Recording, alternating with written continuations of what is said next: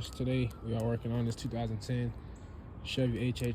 So replacing the driver's seat power switch, and you have to take the seat out to do it. It's pretty easy. These two 18mm bolts that sit right here, go ahead and take those out. And then it's like these two kind of bracket pieces that you just kind of lift the seat forward and out. And once you take these two bolts out, it's going to be these two wires. You just take off that connector there, pry it on that piece there, slip right out. It's pretty easy to come out. Take off the little cover here. I use a screwdriver. Take that cover off. Also that cover for the lever, it just slides off. You don't have to pry nothing, you just slide it off.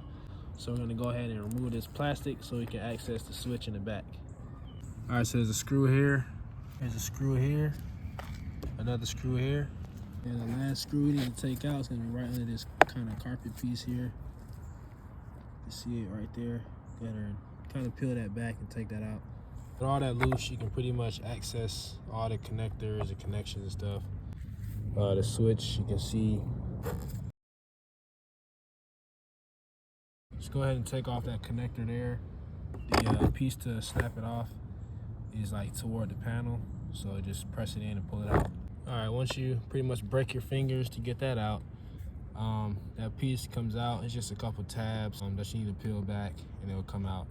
So you can see that tab right there on the side. It's the same thing on the other side. And those kind of flat tab pieces, just pry those back and the switch will come out. All right, so this is the faulty switch.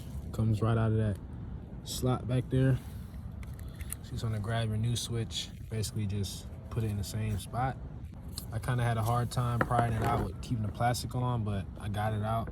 It's possible. You can take this whole plastic piece off, but I really didn't feel like it. So yeah, we'll go ahead and reinstall this in there, clip it down, and we can get it back in the car and test it. All right, so it's in. Go ahead and put those screws back, kind of do everything back in reverse order. And I'll be back once it's time to test the seat. Go ahead and throw these screws back in, get the seat back in the car, and we're good. All right, so we got the seat plugged in, got the connections in down there. So we're just gonna go ahead and test it. The seat was only able to go forward at first. It wasn't able to go back. So we'll test to see if it can go forward like how I used to. Okay, let's check to see if it can go back. All right.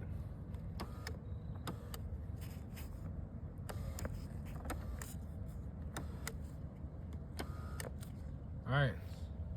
So as you can see, the seat is fully functional. We got all of our functions back. One thing to kind of rule out, if it only moves in certain directions, most likely that switch is bad. So that's why I went ahead and replaced that switch, because it can only go forward, meaning the motor works, but the switch is faulty. Go ahead and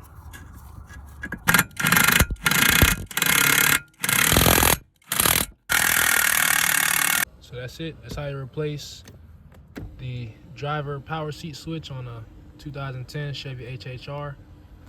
Till next time, guys, the Car Repair, the Car Garage. Make sure you like, share, subscribe. Peace.